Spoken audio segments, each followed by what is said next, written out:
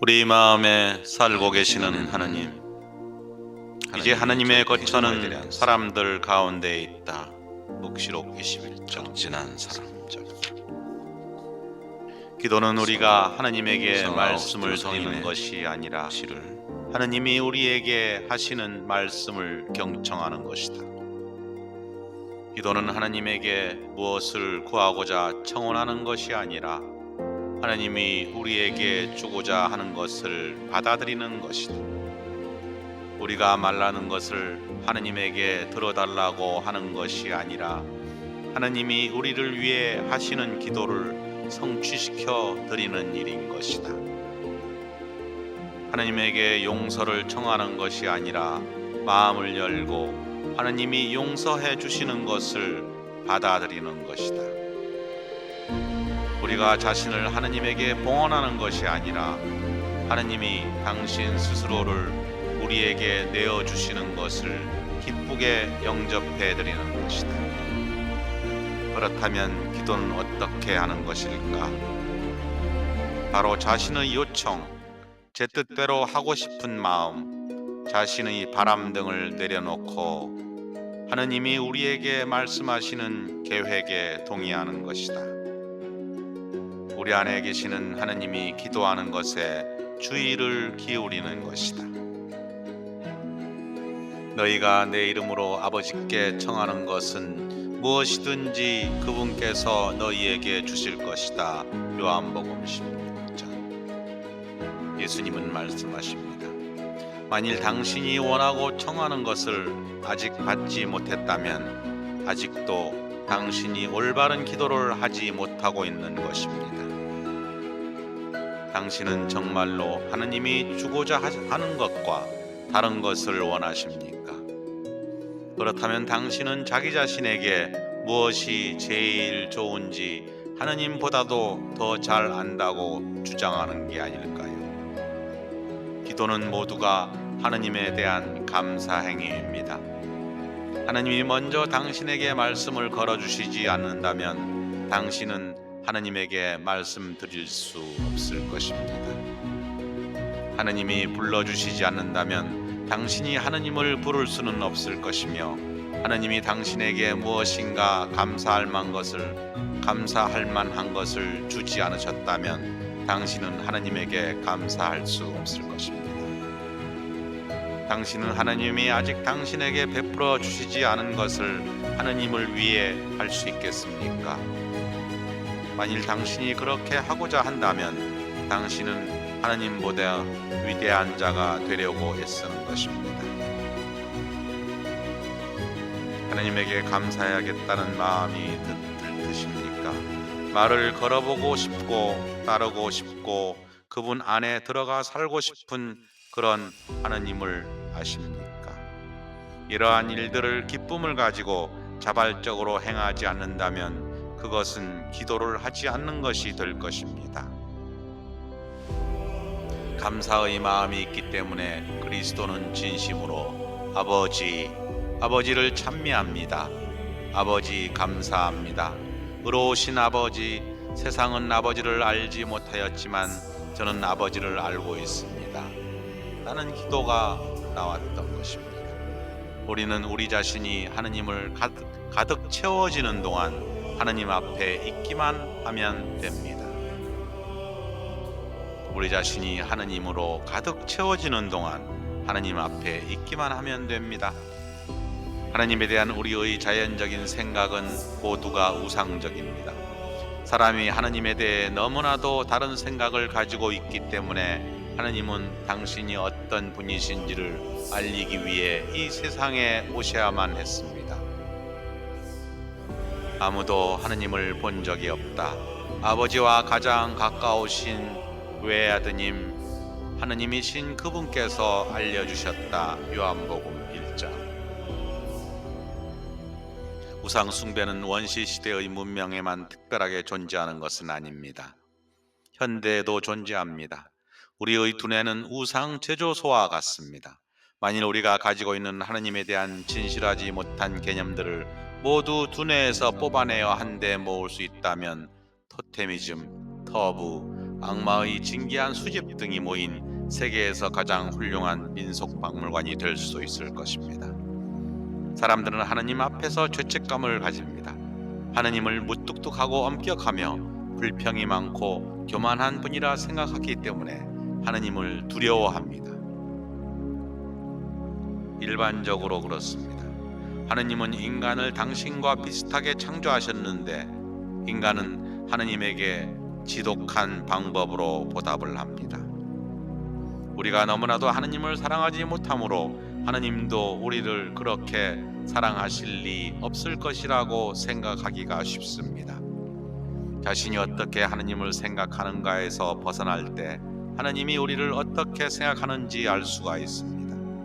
하느님은 우리가 하느님을 사랑하지 않을 때도 우리를 사랑하십니다. 우리가 사랑받을 만한 가치가 있기 때문에 사랑하시는 것이 아닙니다. 하느님이 지극히 다정하시고 참을성 있게 변함없이 사랑해 주시기에 마침내 우리가 하느님의 사랑을 받을 만한 가치 있는 자가 되는 것입니다.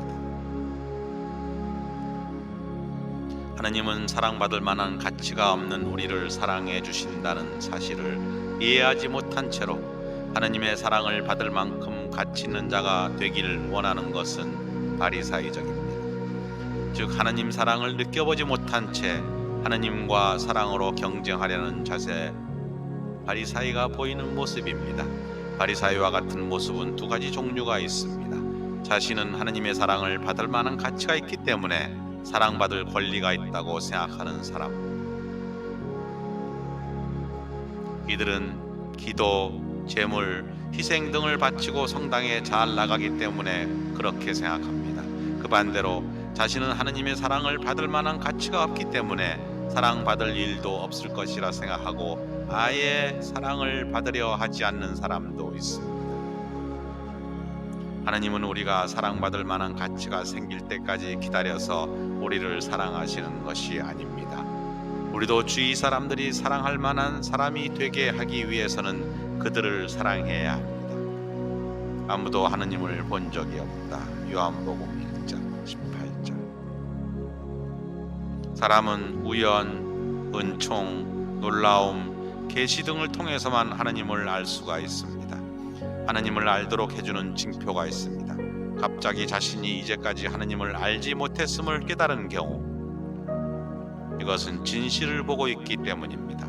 신앙이 무엇인지 알게 되는 징표가 있습니다. 자기는 신앙을 가진 자로서 정말 무가치한 생활 방식으로 살아왔음을 깨닫고 놀라는 경우, 현재를 이전의 상태와 비교하는 안목을 가져다 줍니다.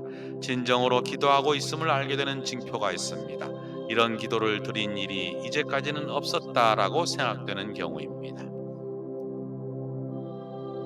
자기 자신에 만족하고 자신의 행동을 자랑스러워하면서 자기의 종교적 지식에 만족하는 한 당신은 틀림없이 아직도 위대한 인물을 한 사람도 만나지 못한 것이며 바리사이파와 다를 바가 없습니다. 2000년 전과 똑같이 지금도 성령을 통한 내면적인 표징이 하느님을 아는 유일한 길입니다. 세리와 창녀들이 너희보다 먼저 하느님의 나라에 들어간다 했습니다. 하느님에 관한 지식이 오히려 하느님의 대용포를 만들어내는 결과를 낳기 쉽기 때문입니다. 교리를 배우는 일이 오히려 신앙을 제대로 갖지 못하는 결과를 낳는 것입니다. 참 신앙은 우리를 기다리게 하고 우리에게 하느님을 발견하게 하며 놀라움을 일으켜 하느님에게로 이끌어갑니다. 신앙은 계시의 마음을 여는 것입니다. 예수님이 우리에게 주신 해방 중에서 가장 중요한 해방은 종교에서의 해방이었습니다. 그리스도교는 성직자가 아니라 사회에서 생활하는 사람들, 마음으로도 행동으로도 하느님을 예배하는 사람들, 언제 어디서나 감사하는 사람들을 위해 있는 것입니다. 그리스도는 그 당시 성직자 계급에 속하지 않으려고 매우 애를 쓰셨습니다. 어부나 죄인 등 지극히 평범한 사람으로서 생활하는 비성직자로 살려고 노력했습니다. 그리스도 이전에는 모든 것이 하느님을 예배하는 것을 중심으로 회전하고 있었습니다. 어떻게 하면 하느님을 달랠 수 있을까? 어떻게 해야 하느님의 마음에 들까? 자신의 몫인 돈, 명예, 피를 하느님께 바치면 될까? 어떻게 해서 하느님을 두려워하는 자신들의 마음을 진정시킬 수 있을까? 등을 중심으로 해서 말입니다. 그러나 그리스도는 사람에게 봉사하는 것을 중심으로 삼았습니다. 진정으로 하느님을 예배하는 것은 인간을 존중하는 일입니다. 사람들은 어떻게 하면 하느님의 마음에 들까 하고 묻지만 그리스도는 당신의 형제들의 마음에 들도록 하시오. 그 형제들에게 친절히 하시오 라고 대답하십니다. 하느님이 사람이시라는 것을 믿는다면 어찌하여 하느님이 봉사자이심을 믿을 수 없단 말입니까? 하느님은 사랑이시고 사랑은 의존하는 것입니다. 하느님은 인간이 하느님에게 의존하는 것보다 더 인간에게 의존하십니다. 하느님은 인간이 하느님을 사랑하는 것보다 더 인간을 사랑하시기 때문입니다.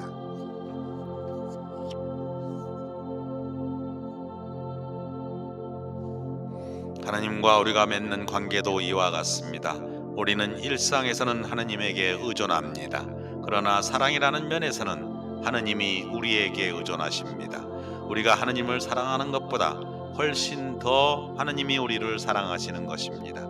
십자가에 매달리신 하느님을 보십시오. 하느님은 거기에 그렇게 계십니다. 다른 사람들에게 지배당하시고 자유를 빼앗기시고 포박당하시고 굴복당하셨습니다. 당신을 보십시오. 떠나가버리는 자기가 하고 싶은 일을 하는 자, 완전히 자유, 덜 사랑하는 자가 항상 강한 법입니다. 하느님은 우리가 하느님을 필요로 하는 것보다 더 많이 우리를 필요로 하십니다. 하느님에게 우리는 모든 것입니다. 하느님은 우리 없이는 아무 의미도 없습니다. 하느님은 당신이 얼마나 우리를 사랑하시는지, 우리 안에서 함께 고통을 받으면서도 우리에게 얼마나 희망을 걸고 있는지 보여주기 위해 세상을 창조하셨습니다.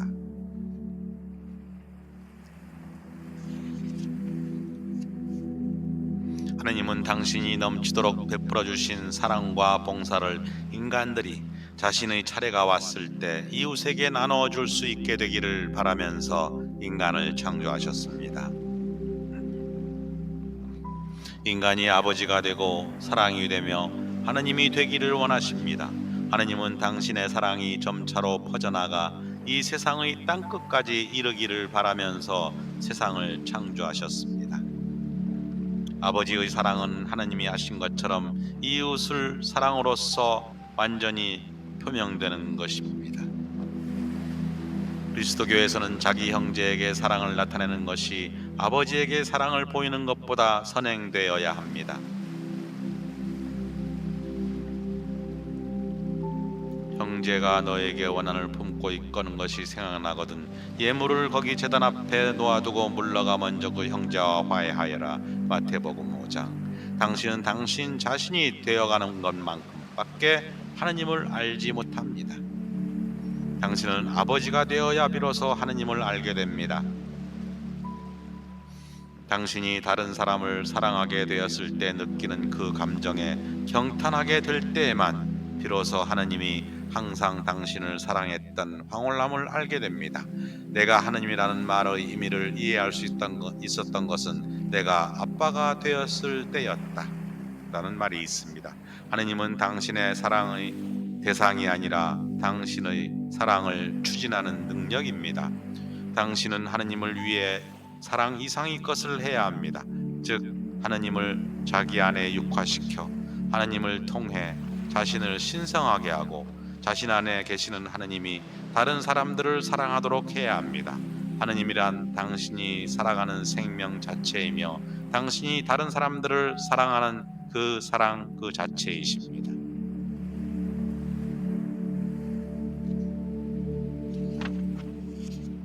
그리스도교는 하느님을 예배하지 않습니다. 사람에게 봉사하는 일은 무엇이든 하느님을 예배하는 것보다 우선해야 합니다.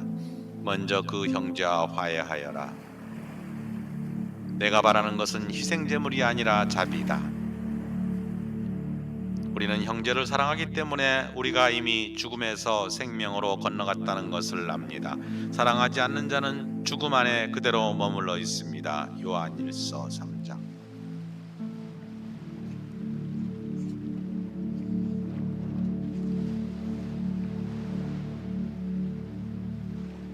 당신도 기쁨에 넘쳐 자신의 빵을 이웃과 함께 나눌 수 있게 되어야 합니다.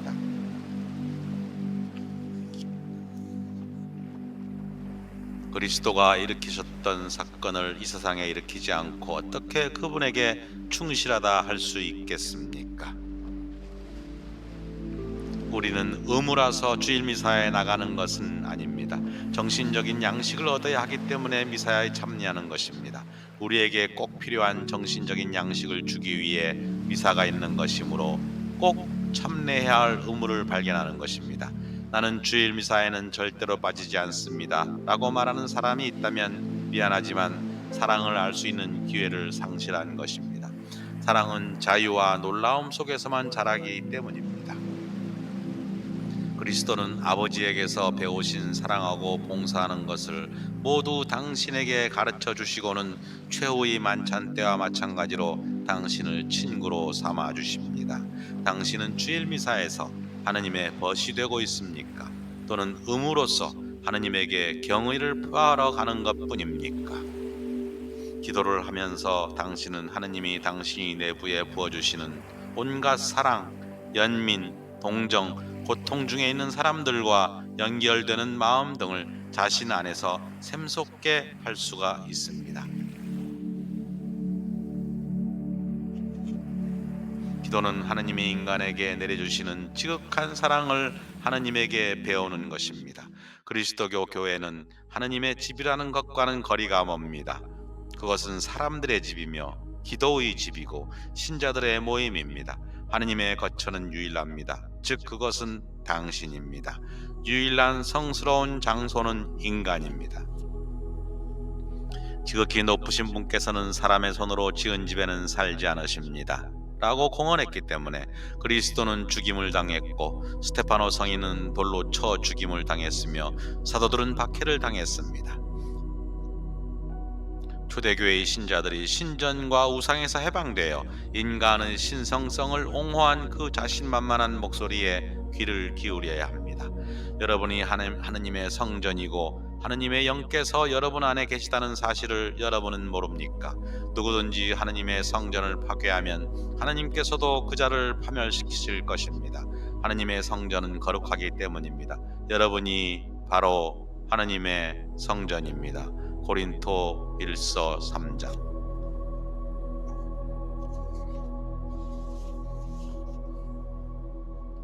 실제로 유일한 지성소는 인간입니다. 교회는 자존심과 재산과 낭비의 기념물이 되고 말았습니다. 교회는 사람들에게 봉사해야 하며 가난하지 않으면 안 됩니다. 그리스도는 가난했습니다. 최후의 만찬 때 방이 필요했기 때문에 예수님은 방을 빌립니다. 그런데 우리는 아직도 중세기 교회 같은 훌륭한 건물을 짓습니다. 그 무렵 교회는 실제로 사람들의 집이었습니다.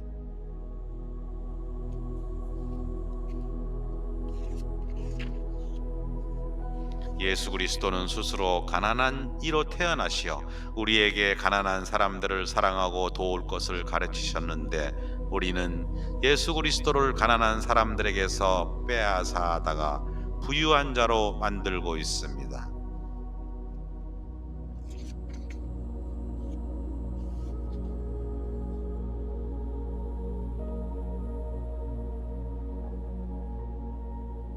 봉사하는 하느님만이, 괴로워하시는 하느님만이 인간을 구원할 수 있다.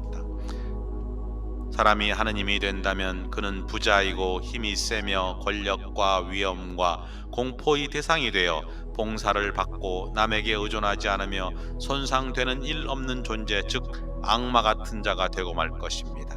그러나 그리스도교의 계시는 겸허하고 온유하며 가난하고 자비에 넘친 하느님의 계시를 통하여 인간을 자유롭게 해주고 구원을 가져다 줍니다. 여러분에게 기쁜 소식이 있습니다. 이 세상에 선언하는 복음이 있습니다. 여러분은 하느님처럼 되기 위해서, 하느님이 되기 위해서 부자가 되거나 권력자가 되거나 현명하고 예의 바르거나 위엄 같은 것을 가질 필요가 없습니다. 지금보다 좀 더 사람들을 사랑하고 좀 더 사람들에게 봉사하면 됩니다. 스스로가 가장 낮은 이가 되고 모든 사람의 봉사자가 됨으로써 지금 이대로 하느님이 될 수 있는 것입니다.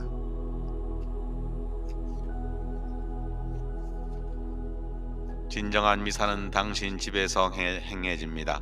당신이 음식을 나누어 먹거나 남을 용서할 때 언제나 그곳은 바로 성사, 하느님의 은총을 외부에서 볼 수 있는 표지가 됩니다. 당신은 전 세계 어디에서나 하느님의 행하시는 사랑, 나눔, 용서 등의 행위를 되풀이해 하느님의 계시를 영속시키도록 부르심을 받았습니다. 이 사실을 깨달아야만 합니다. 그렇게 할 때 우리는 하느님의 영광, 십자가상이 죽음에 이르기까지 사랑하신 그 영광을 알게 될 것입니다. 다음 시간에 다시 계속하겠습니다.